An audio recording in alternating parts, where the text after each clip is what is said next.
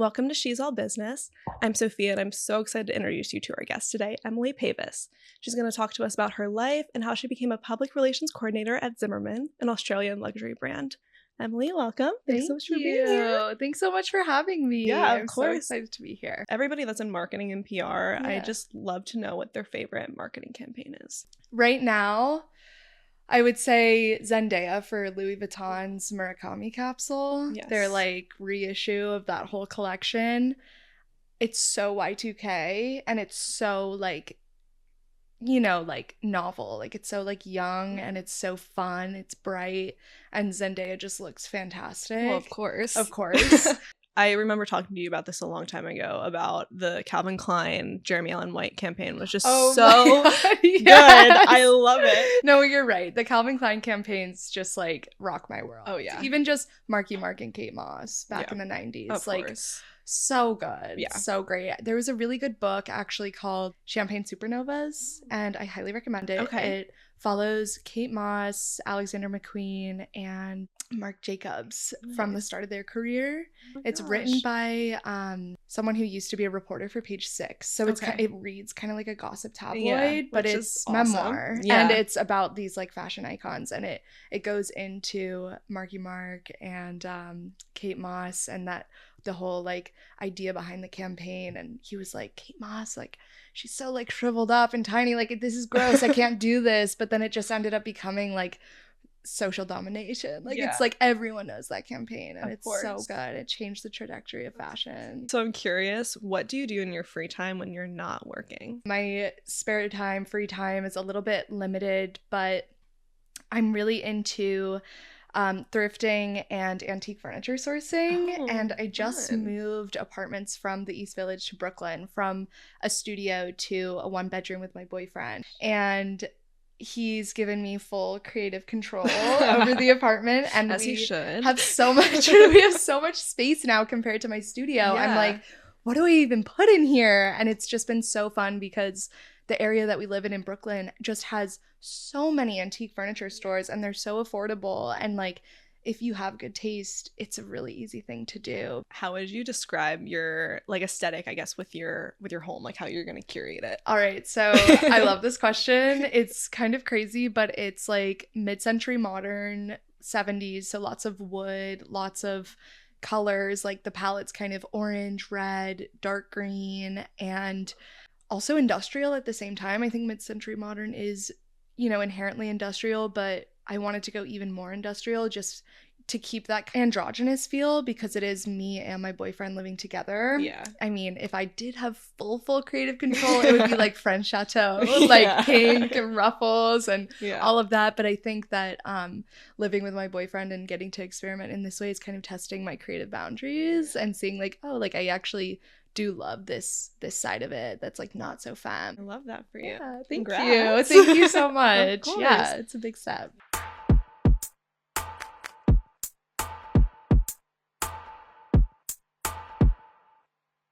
So I really want to start from the beginning with you. I do this with all my guests, just starting from kind of your childhood, where you grew up, and kind of your family influences leading up to your college experience. Totally. So I'm from the Bay Area, San Francisco in California, specifically Marin County. It's the most stunning, most scenic little town called Mill Valley. It's cool because my entire family's British, actually. Oh, really? Yeah, my parents are British, and oh my gosh. my parents moved over in the 90s for my dad's work. My parents were super supportive of my creative endeavors from a super young age. My mom is, my fashion icon. Her in the 80s, even in the 90s, just what she would wear. She taught me about thrifting. She was like, San Francisco, you have to go to these stores, go thrifting. And she let me get a bunch of magazines and rip out all the pages and just paste them all over my bedroom wall. And then my dad, on the other hand, while I didn't, paste the walls of my bedrooms at his house, he was always for Christmas and birthdays, he would buy me fashion illustration books. And I had this really cool, it was like a projector where you could project like different silhouettes of fashion onto the mannequin and like Oh, draw. that's really cool. So I always wanted to be a fashion designer growing up. Were you very like artistic with the drawing and stuff? So here's how the pivot happened. Okay. I wanted to be, but I just couldn't get it. Yeah. I'm with you on that 100%. I Like, have no artistic ability. None. And I did so many classes and like at the rec center, and I had so many books on it, and I couldn't put to paper what was in my mind. Yeah. And I was like, you know what? Like there's another way for me to express this, and it was through writing. Yeah. And I'm just like you, by the way. Yeah. That's exactly kind of my mindset. It's like I can't get from my mind onto paper except for words. Right. My parents had a really big influence on just kind of letting me figure out who I wanted to be with kind of no pushes in either direction. They were very open as long as I was getting, going to class and getting good grades, that I could kind of explore whatever field I wanted to be in. And then just to go back to marketing influences, I remember one time I wouldn't shut up about all these fun facts about UGG Australia, like the UGG boots. I think I was like 12. And my parents had a bunch of friends over, and they had those flip cameras. Do you remember those? Yes. And they were like, why don't you like stand up and give us make us an ad for this UGG, like all these fun facts you won't shut up about. That's so I literally stood up and I was like, my name is Emily, and these are 10 things you need to know about UGG Australia. And like go through. I love that. Like make all these videos. So I kind of I knew that I wanted fashion, I knew that I wanted marketing, and I knew that I wanted writing. Yeah. And all of that kind of together is fashion PR. And you ended up going to the New School for journalism, right? Yes, I did. Did you like your experience? It's like people think it's a hot topic. I absolutely loved my New School experience. Okay, good. Like I have nothing but positive things to say. I wanted to go to the New School. I went to the New School and I studied journalism as my major at Lang, which is a liberal arts college. Yeah. And then I did my minor in fashion communication. I did start making connections with my professors, and a lot of them, I'm still in contact with them to this day, like Blake Eskin.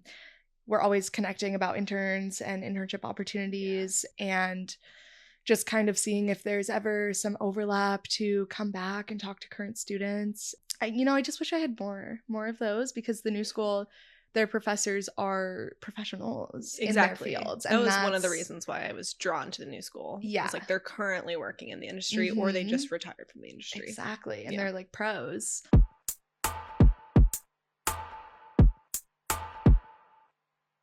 So you've had numerous amounts of internship and work experiences before starting at Zimmermann. You interned with Worldwide Women, to PR consulting, to Brandon Maxwell, to even freelancing with Monviev. Tell me about these experiences. Worldwide Women and Green Planet Films were both when I was actually still in high school. Okay. And that was super great just to get some experience. And then in college, I realized, okay, I need to get some internships. Yeah. Kind of what's the vibe here? We had a guest speaker in my fashion marketing course. Okay. And they came in and they were talking to the class, and at the end they were like, oh yeah, for internship opportunities, email me. And I was like, done. Easy. Yeah. I am badgering them. I am on their butts. I'm gonna be the most annoying person until I get persistent. Until I get this internship. It's happening. So much back and forth. As PR is always a little bit disorganized. Yeah. That's a secret they don't tell you. Is that just a little. We're all just people. And I had the most incredible supervisor at PR consulting named Maddie Martin, and she honestly set me up for my future career. Yeah. When I was at PR consulting, I was actually her first ever intern. She was super young. I was super young. But there were a bunch of different interns there, so I couldn't really tell if she liked me or if I was doing a good job. I remember my first interview with Maddie. She was like, do you know how to clip? And I was like, yes, of course. I know how to clip. And then she's like, okay, can you clip these? And I was like, oh my gosh, I have no idea how to clip. What's a clip? Yeah. So I called my friend. Luckily, she worked in PR or interned in PR as well. Yeah. I was like, what's a clip? What's a clip? How do I clip? And she literally walked me through it on the phone that day. And then I did it. And Maddie, my internship supervisor, was literally like, this is like too good. She was like, this is way too much. Like, get rid of the logo, get rid of this. Like, it's not that deep. Like, don't worry. And I was like, oh, she's so cool. Yeah. Like, she's so cool. Like, I just went above and beyond. And she's like, don't do so much. And I was like, wow. Maddie set me up for literally all my future opportunities. So That's it turns out Maddie actually really liked me. Yeah. It was the clippings. Yeah, it did it for her. Exactly. We're actually really good friends now. That's good. But she had gotten a call from one of her PR friends who was like, hey, I'm looking for some interns for the Brandon Maxwell team for the show. Do you have anyone you can recommend? And Maddie was like, Emily, easy. So I said yes to that, joined for the show. And I just said, again, yes to everything and anything that I could. Like, no job was too big, no job was too small. Yeah. And they were like, you're actually like doing a great job. Do you want to stay on this semester for a full-time marketing internship? And I was like, oh, yes, please. And I remember one time I was archiving one of the collections and Brandon just like pops his head in and he's like, this looks amazing. Can we do this for everything? And I was like, oh my God. He just complimented my work. And then like we were in the elevator together. He was like, cute sweater. I was like, oh my God.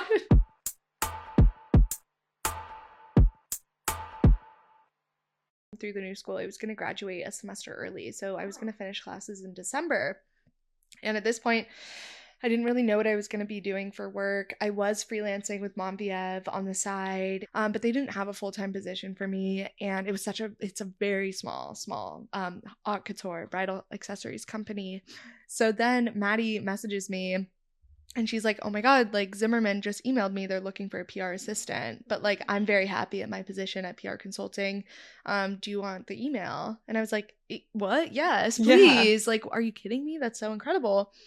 And so I quickly reached out to Nicole, who's my current boss, and she has been for the past 3 years. And I was like, hey, I'm about to finish classes. I'm interning at Brandon Maxwell right now.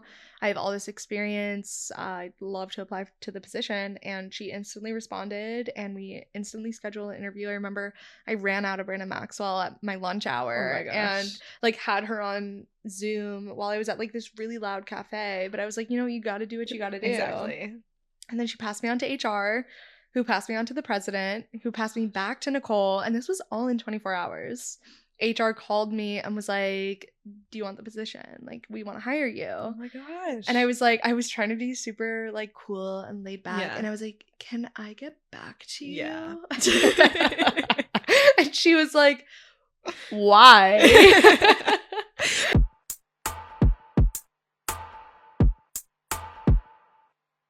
So you started at Zimmermann as an assistant, and now you are a public relations coordinator. Yes. Can you explain kind of the difference between those two roles? Totally. So I would say the main difference is a lot more independence and responsibility. I'm a coordinator by title. I still, in my head, I'm like, I'm Nicole's assistant. Like, that's kind of the ultimate like baseline of everything I'm doing is I'm helping my boss, and my boss is the PR director. The main differences from being a literal assistant to a coordinator is not turning to Nicole every second and being like, am I doing this right? What do you want me to do? Yeah. So it's a lot of the same work, but a lot less of asking if I should be working on that. It's knowing that I need to be working on it and it's my responsibility, even if it's not explicitly said to me. Do you have a favorite experience overall at Zimmermann? Oh my gosh, yes. Oh my gosh. So my absolute most favorite experience was when I got to go to Lana Del Rey's studio for a fitting. Literally me and her. Lana's actually best friends with one of my coworkers, Victoria, and they met when Victoria was working at our Zimmermann Melrose store. Oh my gosh.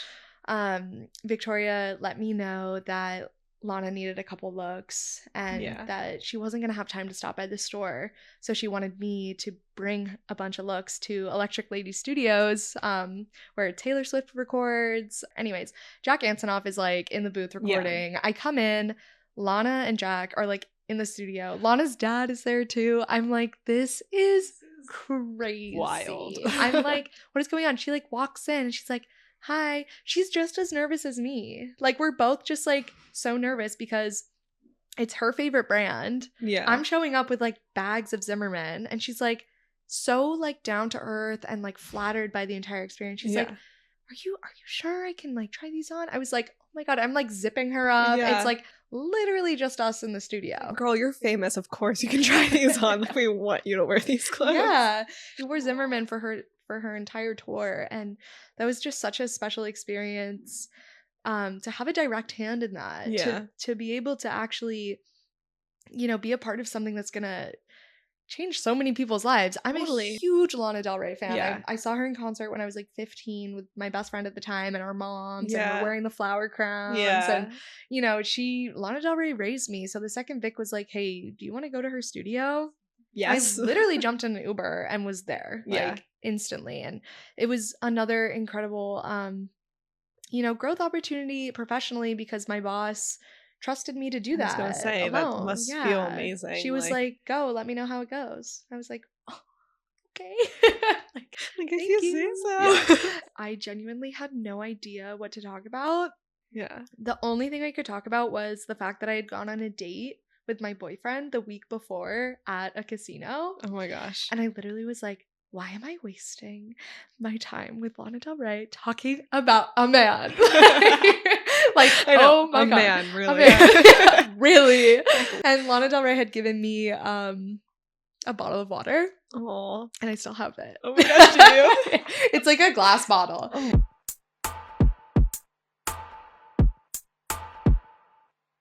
For the Lana Del Rey experience, being able to bring the clothing to her, have her try it on, watch her fall in love with it, and then see her wear that on tour was just, I was blown away. Yeah. Because I'm seeing like this mega star wearing Zimmermann, not only wearing Zimmermann, but wearing Zimmermann that I literally facilitated. Yeah. Another big moment like that was when Taylor Swift wore Zimmermann to her friend's wedding, and she was photographed actually again outside Electric Lady Studios with Travis Kelce, and she's wearing Zimmermann that I had actually been working on until midnight the night before, trying to get her these styles, because her stylist was like, we need a bigger size, or we need a different color, whatever it was.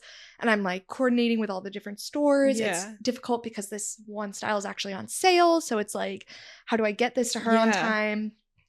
I was up super late, kind of losing my mind on it, and then the next day she's wearing it. Oh my and gosh. I'm like, oh my God, like this is major. And everyone's talking about the dress. PR is super qualitative. So it can't always be defined by numbers, but something as big as Taylor Swift wearing that dress, like that was our bestseller for weeks. Yeah. And to like know that I actually had a hand in that. Totally. I was like, oh, that's cool.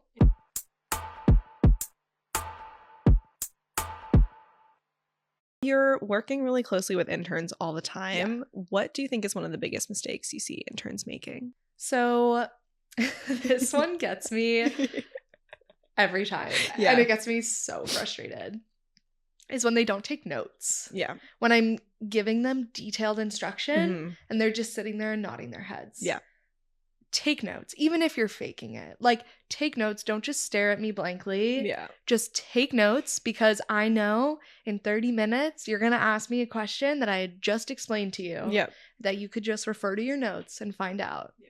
So that's my not to go hater mode. No, I am so with you. I don't know if you watched or listened to my episode with Eliza Yeri, but we talked about that as well. Because I was like, well, because I brought it up actually. I was like, one piece of advice is just always have your notes app ready when you go into your internship, just like on the screen, because sometimes like people just start talking to you and you don't realize it's going to be like so much stuff. Totally. So just like having that there, taking notes, it's so helpful just to have it ready, because they'll just start spiraling at you. That's a really good point, actually. Yeah. That's like, I do that. Yeah. I like start yapping. Well, so there's this one boss I had, but I really love her. Like, I still do to this day. She's a great mentor, but she is so chaotic in her mind because, of course, you are in styling, PR, whatever.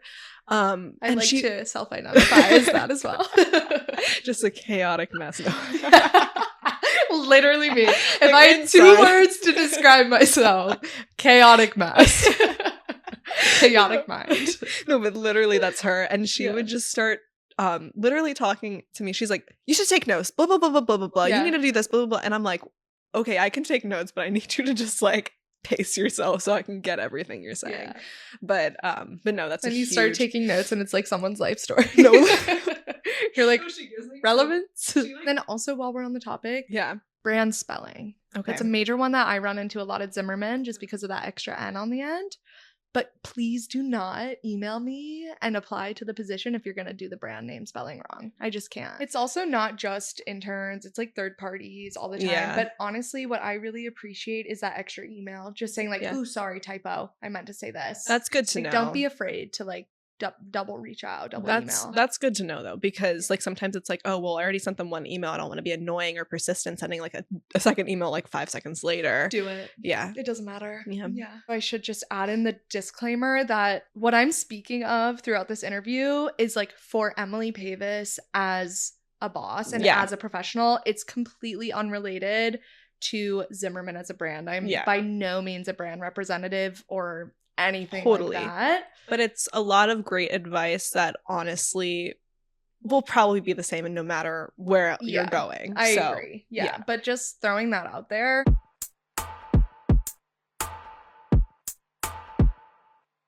What are the type of tasks and learning opportunities that an intern can get at Zimmermann? Yeah, so our interns work really closely with us on the sample coordinating.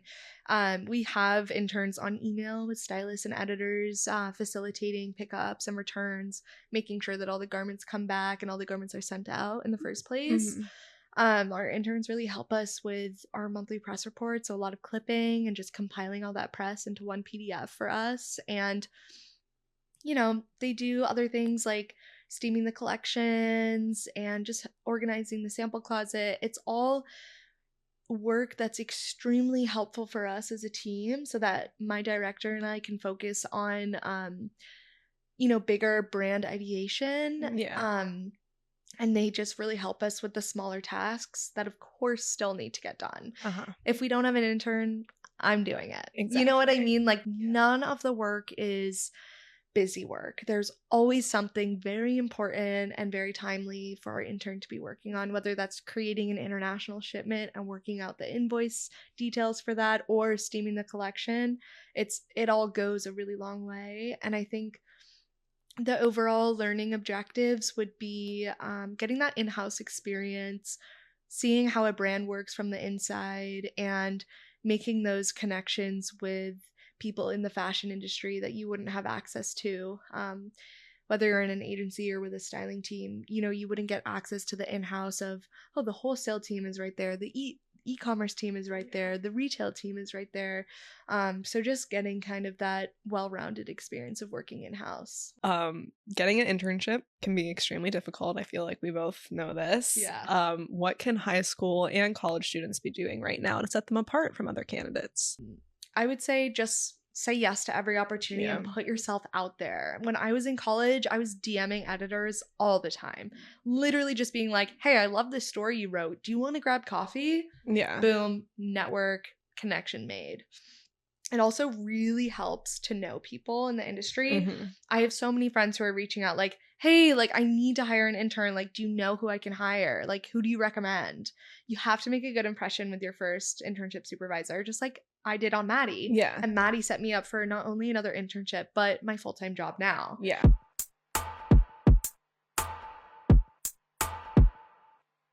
I do this on all my episodes. I really want there to be an actionable thing that the listeners can take advantage of, not just the advice, which is obviously very useful, but not very like call to action for the listeners to take. So I love to ask all my guests to offer an internship or work opportunity that the listeners can either apply to or just reach out to you for. Yes. So definitely reach out to me at my work email. It's emily.pavis@zimmermann.com. With 2 N's. With 2 N's. So we're hiring for our next intern, our PR intern. It would be in fall of this year. And also follow me on Instagram at Princess Pavis because I am always reposting other people's requests for like looking for help and looking for jobs. I probably post at least like one a week. And then just like connect with me, because once I see your resume and once I get to know you, you're in the back of my mind for when people reach out of like, do you know anyone who I can hire? And I do know of a couple people that are hiring for internships right now. I'm not going to share them just because of privacy reasons, but if they reach out to me, I can certainly review and offer advice and connect them with the right people as needed. Yeah. Thank you, Emily, so much for coming on the podcast. I appreciate you supporting me. Thank you for having me. Yeah, this was so fun. It's so great to meet you in person for the first time too. So totally. Yes. Well, thank you so much. Of course. Yeah, and thank you guys so much for tuning in, and I will see you next week. See you next week. Oh, I won't.